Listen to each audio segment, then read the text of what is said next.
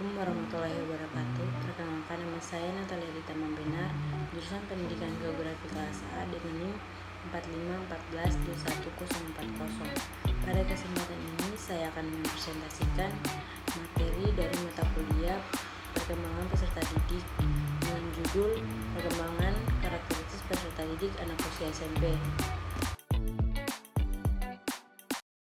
Baiklah, pada materi perkembangan anak usia SMP terdiri dari beberapa pokok pembahasan. Yang pertama, karakteristik perkembangan anak usia SMP yang terdiri dari 4 poin, yaitu perkembangan fisik dan mental, perkembangan intelektual, perkembangan sosial dan moral, dan terakhir perkembangan agama dan keyakinan.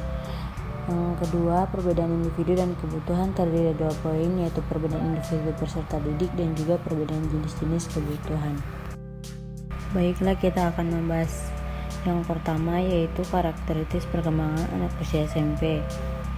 Remaja dalam bahasa aslinya disebut adolescens, berasal dari bahasa adolescere yang berarti tumbuh atau tumbuh untuk mencapai kematangan.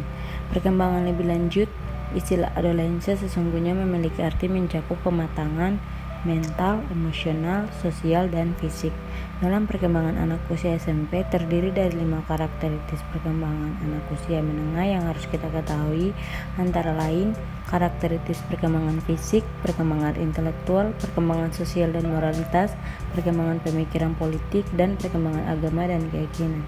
Berikut ini penjelasan satu persatu tentang karakteristik perkembangan anak usia sekolah menengah. Yang pertama, perkembangan fisik dan jasmani.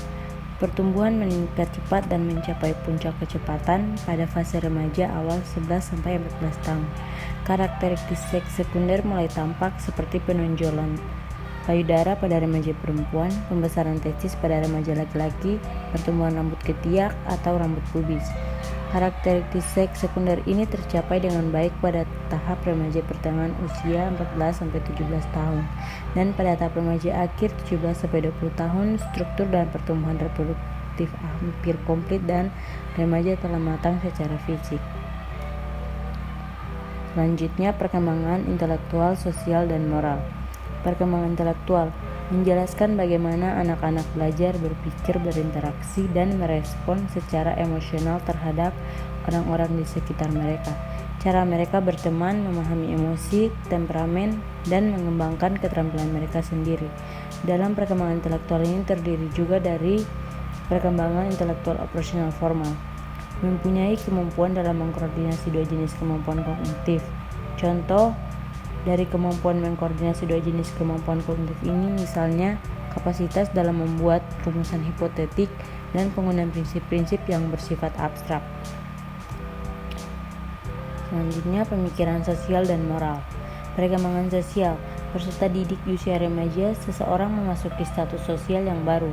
Ia dianggap bukan lagi anak-anak karena pada masa remaja terjadi perubahan fisik yang sangat cepat, sehingga pada masa itu seseorang cenderung untuk menggabung-gabungkan diri dalam kelompok teman sebaya.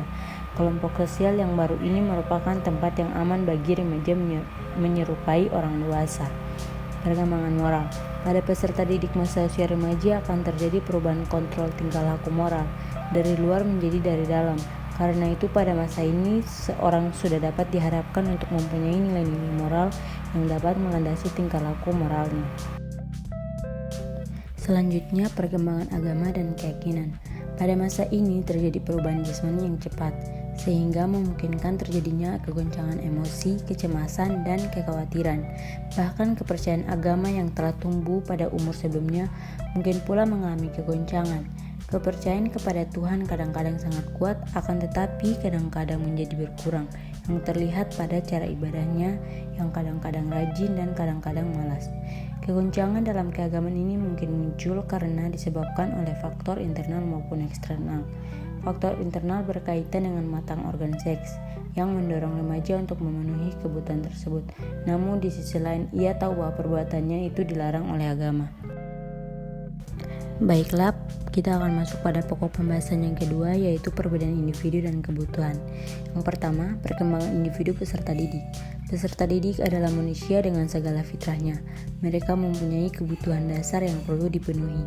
Kebutuhan akan rasa aman, mendapatkan pengakuan, dan mengaktualisasi dirinya. Dalam tahap perkembangannya, siswa berada periode perkembangannya yang sangat pesat dari segala aspek, perkembangan yang sangat erat dengan pembelajaran. Dalam perkembangan individu peserta didik ada juga perkembangan aspek kognitif, yang merupakan salah satu aspek perkembangan individu yang meliputi kemampuan dan aktivitas mental yang berkaitan dengan proses penerimaan, pemrosesan, dan penggunaan informasi dalam bentuk berpikir, pemecahan masalah, dan adaptasi.